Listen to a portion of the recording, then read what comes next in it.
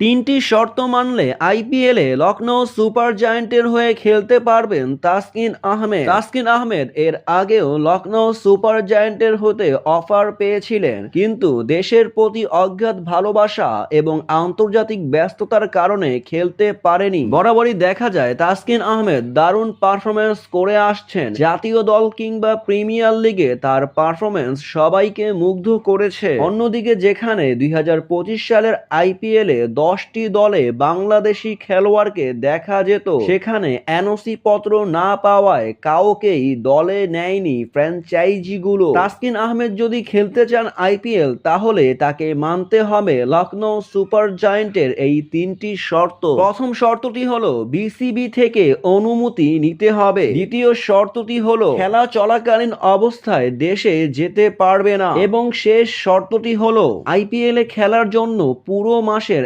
NOC পত্র নিতে হবে বিসিবি থেকে। তাহলেই লখনৌ সুপার জায়ান্ট তাকে দলে ভেড়াতে পারবে। মূলত লখনৌ সুপার জায়ান্টের পেসার ইনজুরি হওয়ায় তাসকিনের জন্য কপাল খুলে গেছে। তাসকিন আহমেদ যদি এই তিনটি শর্ত মানতে পারে, তাহলে দেখা যাবে 2025 সালের আইপিএলে তাকে।